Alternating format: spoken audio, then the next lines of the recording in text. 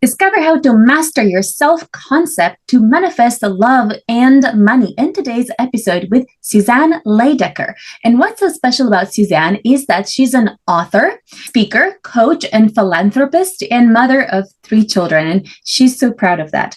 And the first question I have is, what's the secret to your success? And does it have anything to do with mastering your self-concept? Welcome to Awakened Titans podcast with Lily Patrascu, mind-blowing conversations with influential business titans sharing how you can manifest abundance, love, joy, success through quantum awakening, quantum manifestation, quantum healing, quantum miracles, exponential business growth, and innovative products and services.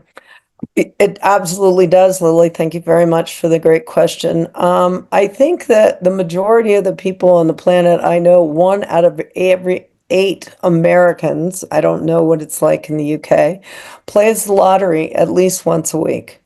Because collectively as a society, we think that more money is going to mean no problems, a greater ability to be loved, to find love, and everything's going to be solved. And I'm here to tell you, after I inherited some money that took me from a little bit into way more, that those concepts aren't necessarily true. And so I think that when I define concept right in this moment, I would say that's who you are. That's your purpose, your passion, your sense of self-care, your sense of belonging, your sense of doing things. You know, one of my teachers said, spiritual exercises lead to spiritual growth. So if you're struggling somewhere in your life and you practice some skills such as meditation or journaling and then burning. I tried to burn a letter. One time I wrote out this thing and I was in a hotel and I set up the fire alarm. So if you need to put it in the trash can, just rip it up in a little piece and do it that way. But all these practices kind of lead to more clarity in your life and an ability to kind of, I don't know, really honestly love yourself more. Thank you. So your self-concept is basically what you believe about yourself, right? So I would say that for the most part, people tend to kind of go through life and they have a certain life concept of themselves, a certain self-concept. And then nothing really changes in terms of their finances until they actually manage to somehow change that self-concept. So I wonder how that change can actually happen, because that's almost like having a room set at 22 degrees and not much is happening in terms of like your wealth, not much is happening in terms of like your love life. It's almost like your ability to get a certain amount of money is kind of limited by what you perceive that you are worth. So I wonder what steps should entrepreneurs take to kind of magnify that self-concept, and what impact does that have on their wealth, their money, their opportunities? Oh, this is an easy question. So let's just say that what you do in life, in your personal life, is what you do in your work life and vice versa. Everyone has to look at for themselves individually, but that would be my guess for most of us. I can promise you I had low self-worth because of an extremely kind of abusive environment in which I grew up in, which many of us had. So I'm not pointing myself out as being special, but it was just a generation where people beat people and they told them that they should be seen and not heard. And there was, like you had no voice. And my self-esteem was very low, and post receiving some money, my self-esteem was also low until I started making some changes. And this is how I set myself apart as a speaker and a coach, is that I have 3 + 1, 4 really practical things that I did personally in my life. Because Lily, I spent all my life until I was 60 years old doing the same thing, pounding my head against a tree and expecting different results. I find for people, it's so challenging for them to make small changes in our lives. And I actually did it and it worked. So the 4 pillars that I came up with that personally I went through, so I know they work because I am a completely different person at 65 than I was at 60. Too bad it took me that long, but hey. The first one is taking personal responsibility. And particularly for ladies, it means not taking too much. We tend to, as females, both in love, maybe a little bit more than in business, but in business too, say, it's all my fault. They don't like me because, or they're not giving me the raise because I didn't. Well, no, we don't do that anymore. That just doesn't work. And take what you need and make sure that you don't take what you don't need. And the way that you take the way you don't take what you don't need is by saying no if everything isn't a hell yeah. If something is not a hell yeah, it's a no. You can feel it. That's that feeling in your heart where you're in business with someone and you're like, oh, this isn't feeling good. I don't think I want this partner. In love and in business, it's really important to speak your mind. And this for me, Lily, because saying no, I mean, it's the hardest thing in the world. Like for men, for women, people are just so challenged by it. It helped me immensely to say, if it's not a hell yeah in any aspect, let's say you have a boyfriend and he's wonderful, but he lives in Ireland and you never get to see him. Either you need to move to Ireland or you need to say that's a no, because it's not that they're a bad person, or maybe your business partner is going in a different direction than you. My third pillar is to not take things personally. And this is probably, I thought boundaries and saying no were the most challenging. Actually, not taking things personally and practicing this in your love life, in your family life, in your business, with your friends is probably the most impactful thing I did. And it takes practice. You start small. You start here. Do not go out and deal with the problems that you have with your mother that you've had since you were 12. Like, let's start with the grocery man or somebody simple so that we can build up little steps. And then my last pillar would be to find your purpose and passion. Do the things you love. And I was just sharing with Lily that I have a property management business where I made my money to support what I'm doing now. And I don't love it all the time, but it pays the bills so I can do what I do love. And that's how I got here. So I'm like, okay, we can embrace this as a loving thing. Do those make sense to you, Lily? Yes. I wonder, though, how can someone who has gone through a lot of abuse and trauma from a really young age grow to have that kind of bigger self-concept in terms of, yes, they can start taking these little steps and they will for sure improve on what they feel about themselves. But will that make a significant difference in the sense of now seeing themselves in a different light and seeing themselves, with a lot more confidence, so much so that, let's say, when they get to speak to a client, they have the courage to ask for what they're worth. I think when you have a low self-concept, you have low self-worth. And when you have low self-worth, you could be stuck either in a job that doesn't pay very well, or you could become a coach that doesn't get paid very well because, again, you're afraid of asking for what you're truly worth because you don't see it yourself. So how can someone else see it when you don't? Well, may I share a little story with you? Okay, so I'm a big snow skier, which is why I'm always dressed in a winter hat. And in the summer or in the spring and the fall, I like to go to Florida and I want to go to the Senior World Waterscape Championship as a competitor. And so I spent a lot of time at the end of docks and water skiing. Throughout my life, I've always been in trouble with people for sharing too much information. Like I wanted to be popular or something and, talk about other people or something like that. I don't know. So I seemed cool. I was often in trouble. And there was one man in particular who had been mad at me 2 times before, who didn't talk to me for 2 years. So we were at the end of a water ski dock and there was about 6 people there. And I knew this really funny story about him. But rather than just blurt it out and have him be mad for the next 2 years or upset, whatever he was going to be, I decided to, now in my ideal world, I would have taken him to the other side of the dock and asked him quietly, would you mind if I share this story? I got only so far as to say, to him while we were standing there with the 5 people, would you mind if I share the story? He's like, what story? And I was like, the one about Natalie. And he's like, okay, sure. Everybody, I told the story. It was really funny. They all laughed. We went home.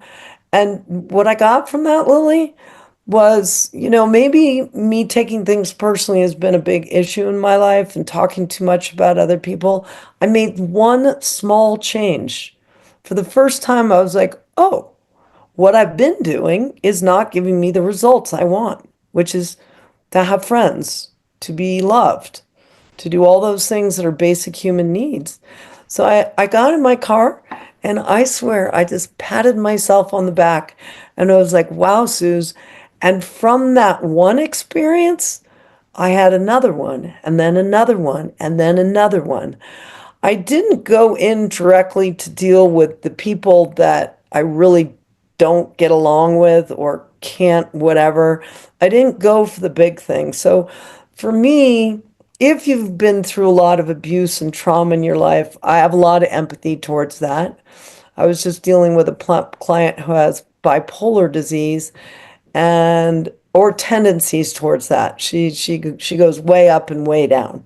When she's way up, I'm like, hey, let's do something differently in her business life. This is for her business. And she can't get there yet. So I think the biggest problem with people that have any kind of abuse in their life or any sense of self-worth that's a little bit low, which is, by the way, all 8 billion people on the planet, the goal is to try little small changes.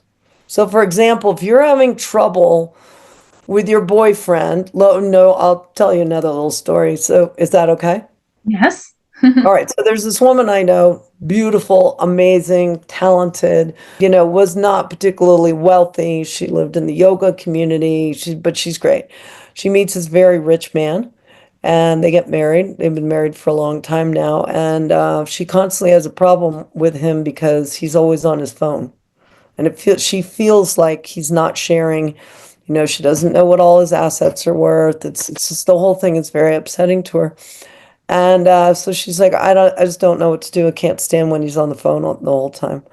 And then she shared something with me and she said, you know what? He likes to, when we go to dinner at 7, and by the way, they live 5 minutes from town, he likes me to be ready at 6:30 and I just don't like to show up. And I was like, oh, okay, now we can talk. I said, well, what about, I got an idea. Why don't you try this? Because honestly, Lily, I wanted to see what would happen from a scientific point of view.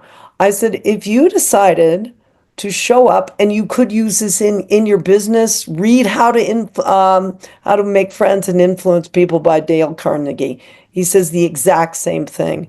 So I said, is it any skin off your teeth to show up at 6:30 like he wants? And you know what? If he's on his phone, you have a phone, just use it and see what happens. I could have placed money on the fact that he would go, oh, wow, under some level. He's like, she's not nagging me about getting off the phone. She's just doing something for me that's important for me. And something happens. And I think that's applicable certainly in your personal relationship, but just having reread Dale Carnegie, I mean, he applies it always, those things to business, every single time. So that's my suggestion is start small. And I promise you, I was a mess. My personality, I took everything personally. I didn't know. I got walked all over by business people, by friends. I was a mess. My self-esteem was so low and I did not know how to change it until I started making these small things, like at the end of the water ski dock or trying little things. When I coach people, they all say, oh, I'm so open. I'll try it. No, barely any of them ever do. Try something small. Work for me. Thank you. For a lot of people that struggle with low self-concept, they tend to also struggle with people pleasing and a lack of boundaries. Yep. So I wonder, what small steps can entrepreneurs take in order to set better boundaries and that way to feel like their self-esteem is going up and they feel like they're worth more? Well, I would go back to the same. It's very simple, my program. Say no if it's not a hell yeah. Keep that very clearly in the front of your mind. And let me tell you, I had a problem with a work person, somebody that worked for me the other day, and we were on a call right before Christmas. I mean, the 23rd of December couldn't be worse time. And I clearly got during that conversation, I employ her, that it was no longer a hell yeah for me. And I'm thinking to myself, sorry, gosh darn it, under my breath. I'm like, here goes another one, because I am the world's best caretaker. I will bend over backwards to do things for you at the extent of my well being. And I'm like, just this one more month. I'll just pay her just this one more month. It's going to get better. Like, I know it's going to. I didn't want to walk on anybody's toes. I didn't want to upset anybody. And this could be done in reverse. Like, if you have a boss who is pushing you around, who you don't feel okay with, if you can really say, you know what, Jim, or whatever his name is, this doesn't feel okay to me anymore. I'm not willing to take on your extra work, so I have to stay over on Saturdays. Do you know how many of us do that? Particularly women. I hate to point us out, ladies, but we tend to be caretakers. And so caretaking gets you into a lot of trouble. I know from personal experience that if you're a caretaker and you don't set boundaries, there's going to be ramifications. And the same woman that I had this problems with, she told me, she said, oh, well, I've been, not wanting to say no to you. And then I feel like you take advantage of me or something. And I said, well, why didn't you just clarify that? We could have moved on and have a nice day. And I tried to point out to her, I don't know if it went over her head or not, that this is a perfect example. She's been working for me for a year and a half. And the fact is she works with me and she knows all these principles, and yet she couldn't even apply them to her own life. Like, do not caretake, especially if it's at your, expense, where you're no longer getting your needs met. Mothers, employees, women, I'm telling you, men do it too, but we seem to have it a little bit more. It's just built into our DNA package that we think that being a caregiver is a really good thing. And it usually backfires, honestly. So just don't do it anymore.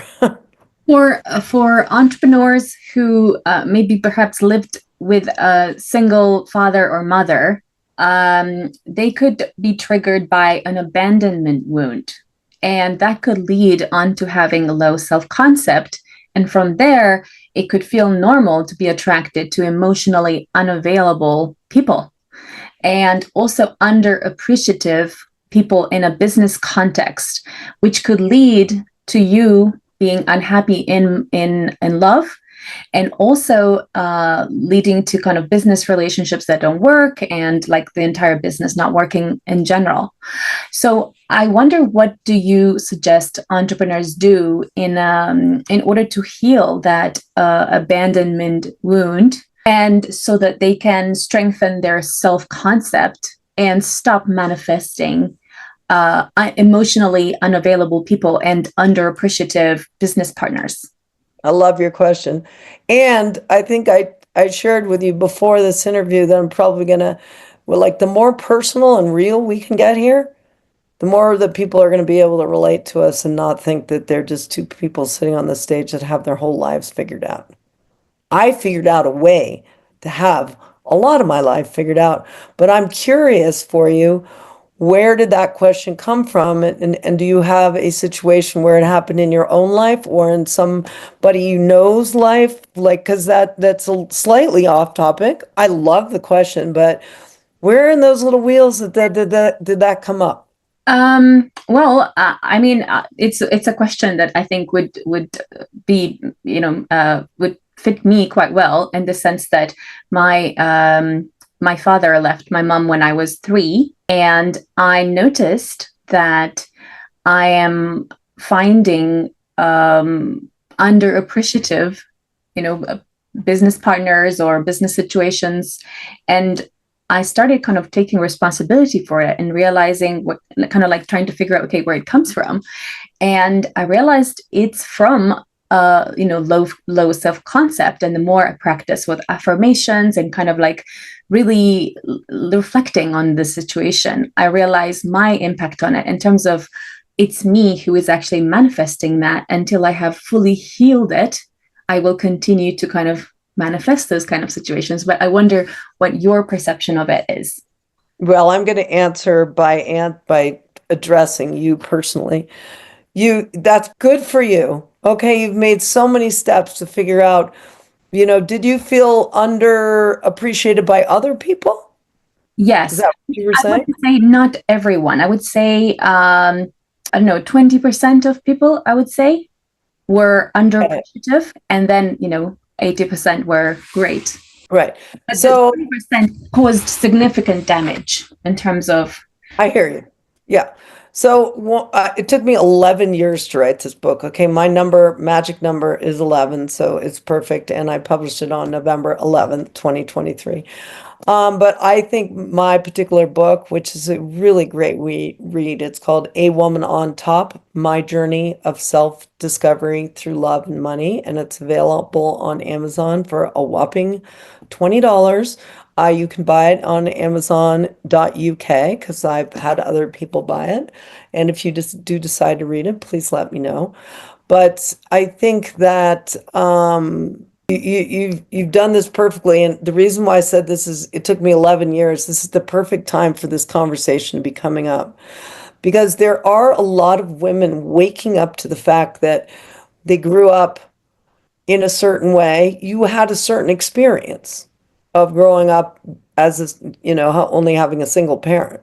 I grew up with having two parents, but my mother was on an allowance, and she had to beg for it. It wasn't very clean, and I bet every single reader out there has their own story about what it was like to grow up around feelings of abandonment. And those do reflect on how you do in life. I would go back, if I was coaching you, Lily, what I would say was your number one goal or your number one job would be to start learning how to not take things. And that may be very difficult for you or for somebody else that's sitting in your shoes to go after the issues of your father because he left. Okay, let's not pick the ginormous ones that seem insurmountable. Let's just pick, let's say you go to the grocery store and what do you call a grocery store in London? the same. Okay, just checking. You go to the grocery store and the clerk back there is kind of in a bad mood and he kind of, hands you back your money and you're like, wait, what? He gets mad because you bought the wrong kind of milk or something. I don't know. It happens all the time in my life. I'm pretty sure it happens in your life too, where you're like, wait, I'm so sorry. I didn't mean to do that. Those are the places to practice. We don't know what this man, maybe he got divorced or his wife died today, or mostly 99% of what other people think, do, act, or say has nothing to do with you. That has to do in personal life and it has to do in business life. So I get that the scars are there from growing up, but the healing can come from, choosing new ways to be right now. I have a master's in marriage and family counseling and know what therapy is all about. I know what it is. I also have a degree in life coaching. And I think the life coaching is so much more positive because for me to relive all the trauma of my life constantly, that's just not that much fun. And it doesn't seem to do anything. I don't know. Has it done anything for you to keep going, oh, I have abandonment issues and they just keep showing up? No, having said that, I think the reflection process over the last 2 years has helped me quite a lot in the sense that since then I have started to do affirmations, empowering affirmations. And also the fact that some people underappreciated me has enabled me to see my own strength. And I started seeing it almost like, I think these people must be like not have eyes because I'm there kind of trying to support, trying to help, trying to get kind of like give my all to them to support their business, and they're not seeing that. And then I just realized, wow, I'm absolutely amazing. Everything I do is amazing. And so it kind of had a catalyst effect in me, in the sense that I now see myself in a very different way. And I do think it has helped to kind of reflect on it and to see my own responsibility in it. And I think the affirmations in particular have worked quite well. And now what I'm noticing is that I am attracting a different type of people that are a lot more appreciative, a lot more supportive, a lot more loving. And I think so much has changed in the last, I would say, even year, in the last year. That is so amazing. And I said in the beginning, spiritual exercises lead to spiritual growth. So writing or affirmations or, meditation, listen to a book named by the name of Jen Sincero, How to Make Money. I mean, incredible. And she will tell you over and over again that, all those voices that come into your head, because they do, people. Somebody told me I was crazy because I have two people inside me that talk. Sometimes I have a third one in there who comes up with his own opinions or her own opinions too. But we wake up every morning, and before we're even conscious, they're already in there chatting about our day, what our hair looks like, what we're going to do, what we forgot to do. I mean, how our hair doesn't look good. I mean, it's just incredible. And they don't shut up until we go to bed, and then they show up in our dreams. So really affirmations are for me twofold. Like it is like all those things that come up that say I'm not good. I'm not smart enough, because I would bet that somewhere in that story of yours, there's I'm not smart enough. And I'm here to tell you, Lily, from what I know, you're plenty smart. But, people have a way. They want to intimidate. They want to make you not feel as good so they can feel better about themselves. This is just human nature in relationships, friends, lovers, family, business. It's all the same. So the more I have learned to practice to not take it personally, and when a negative thought comes up, like, oh, you're no good, I used to spiral so far down, so far. Nothing is good. I can't do anything. I would go all the way down that from I broke my, like fingernail to I'm not capable of doing anything. That is not working. Thank you very much for sharing thought, the shoulder, the little devil over here. But I'm going to listen to the angel. And if you keep practicing those over and over again, when those thoughts come up, it will make a difference. Thank This you. is just part of life, is that, and I mean, it's becoming so much more obvious. There isn't a person on the planet. I bring up Jen Sincero because she's so amazing, but she was like, meditate every day. I meditate, I'm going to sadly admit, for like 8 minutes lying down in bed because I'm just too lazy to sit up yet. But I do it every day. Thank you. So, how can entrepreneurs become spiritually wealthy so that they can become financially wealthy? That's a very good question. Um, well, I wrote a whole book about that. In the epilogue of my book, or in the last, I think it's the epilogue, I tell a lot of people, I've got 20 different points. Hire slowly. Oh, sorry. Fire slowly, hire quickly. No. Hire slowly, fire quickly. I obviously had not read my book in a while. Hire slowly so that you don't get into troubles with people, and fire quickly. They're gone. Stop peeking over the neighbor's fence to see how green their grass is and start watering and fertilizing your own. So in my book, I've given, I don't know, I should actually I also have a website at SuzanneLeydecker.com, which is SUZANNE, Leydecker, LEYDECKER, one word.com. And on there, I've just decided right now, so all the tips in the end of my book, which I chose to not, I shared them along the way, but then I made an epilogue. I'm going to put that epilogue on my website. So if you're interested in going to it and finding out what I did to change my life, and everyone, I just want to let you know, I never thought it was possible. I felt like I was banging my head against a tree over and over and over again. I was practicing, things. My parents helped start the Center for Attitudinal Healing. Like, I've been doing this my whole life. But because I was so damaged from my childhood, I was like, when is this ever going to change? And then one day I made a few small shifts and everything started turning around.